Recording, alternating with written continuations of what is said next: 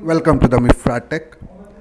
We are going to discussing a continued session of a JavaScript, the session 4.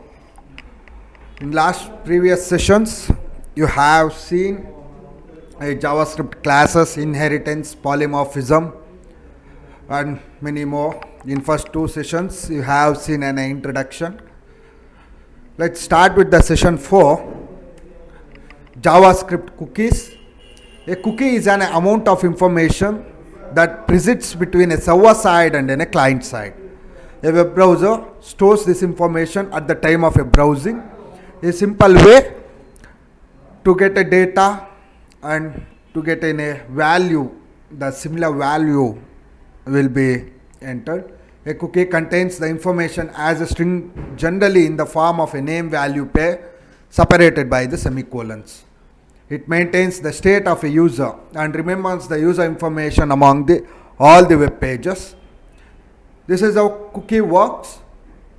The information stored upon a time of a browsing, and the user's information among all the web pages it remembers. And how the cookie works: when a user sends a request to the server, then each of the requests is treated as a new request sent by the different user.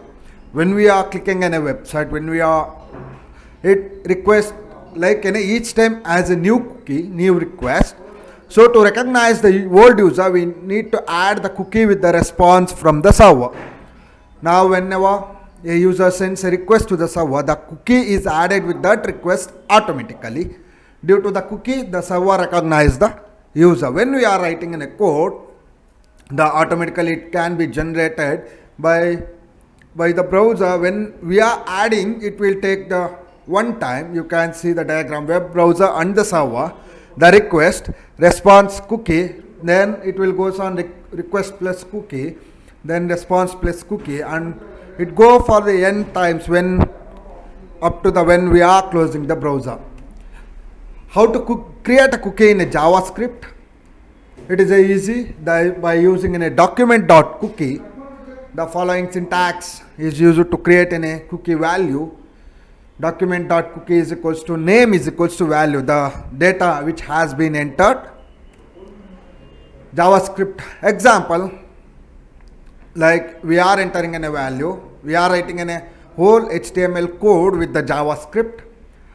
Input type button, value set cookie, on click set cookie. Input type button, value get cookie, on click get cookie. When we are writing in a script, we are calling in a function name as set cookie. Document.cookie, the creation of a cookie, username is equals to Duke Martin.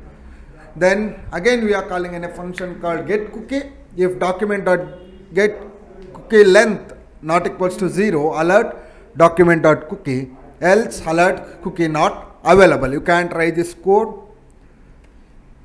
And then cookie attributes, some of the attributes when we are mentioning a cookie: expires, maximum age, path, and domain. Expire, it maintains the state of a cookie up the specified date and times. Maximum age, it maintains the state of the cookie up to specified time. Here the time is given in seconds, not max age means not a variable length. It can be in seconds, milliseconds or seconds. Path, it extends the scope of a cookie to all the pages of a website. Domain, it is used to specify the domain for which cookie is valid. Then deleting a cookie in JavaScript. In previous section, we have learned the different cookies, set and update the cookies in JavaScript. Apart from that, JavaScript also allows us to delete a cookie. Different ways of deleting a cookie. A cookie can be deleted by using expiry attribute, and deleting by using a max age attribute. We can delete a cookie explicitly by using a web browser. When we are closing in a web browser, the cookie has been alternately deleted. Examples: by providing an expiry date like a max age.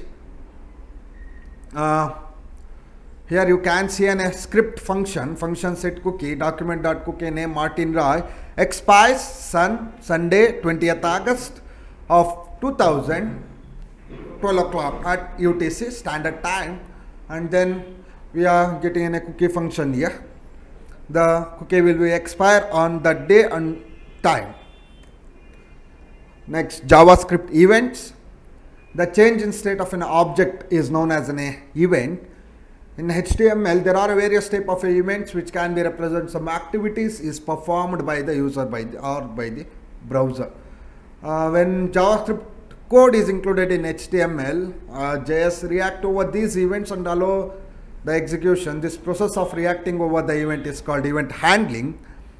Thus, JS handles the HTML events via event handlers. Example, we can tag when a user clicks over the browser, add JS code which will execute the tasks to be performed on the event. Some of the event handler: click, mouse over, mouse out, mouse down, mouse up, and mouse move. The mouse handler functions are on click, on mouse over, on mouse out, on mouse down, on mouse up, and on mouse move. On click, when mouse click on an element. On mouse over, the cursor of the mouse comes over the element. On mouse out, when the cursor of the mouse moves, leaves an element. On mouse down, when the mouse down is pressed over the element. On mouse up, when the mouse button is released over the element. On mouse move, when the mouse movement takes place, the event handler will take place and perform the similar functions. And some of the not only mouse events, there are some keyboard events called key down and key up, like handler event handler called on key down and on key up when the user press the and then release the key.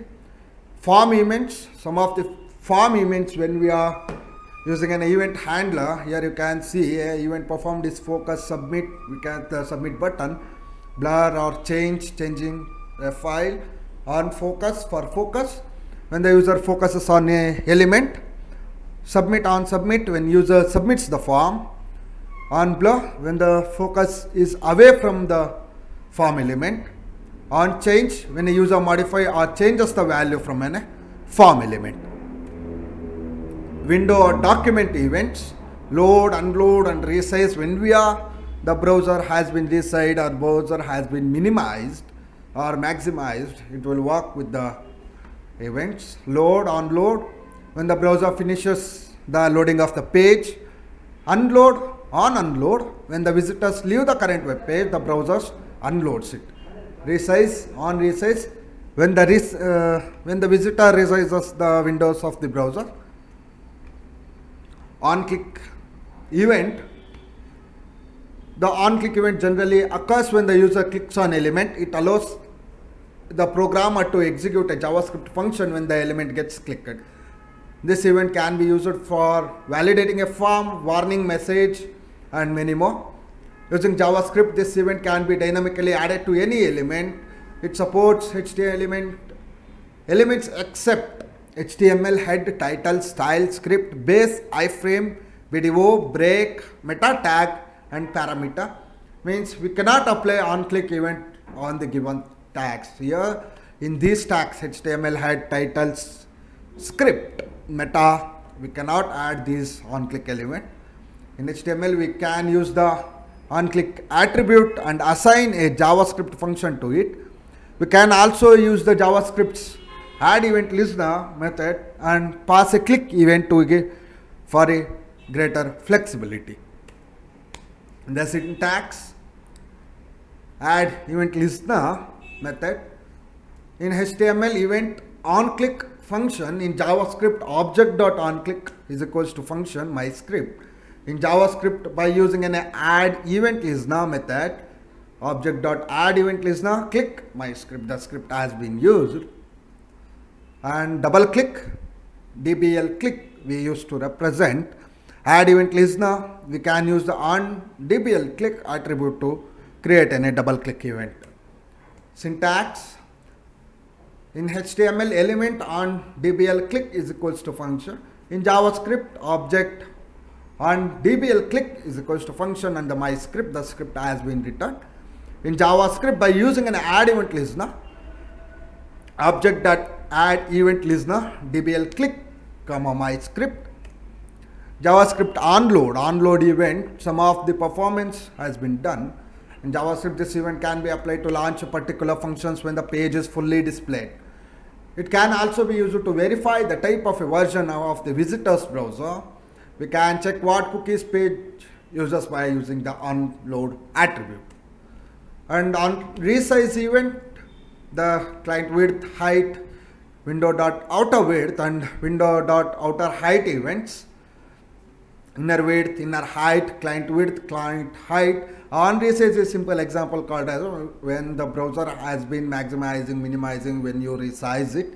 That is the event. JavaScript try and catch blocks. A try and catch is a commonly used statement in various programming languages. Basically, it is used to handle the error-prone part of the code.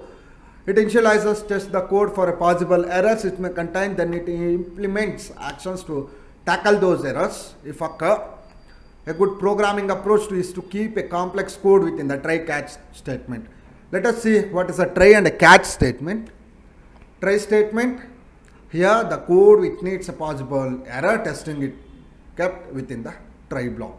In case any error occurs, it passes to the catch block for taking any suitable actions and handle the error. Otherwise, it executes the code written within. For catch function, catch element, catch block, this block handles the error of the code by executing a set of statements written within the block. The block contains either a user-defined user-defined exception handler or built-in handler. This block executes only when an error-prone code needs to be handled in the try block. Otherwise, the catch block is skipped.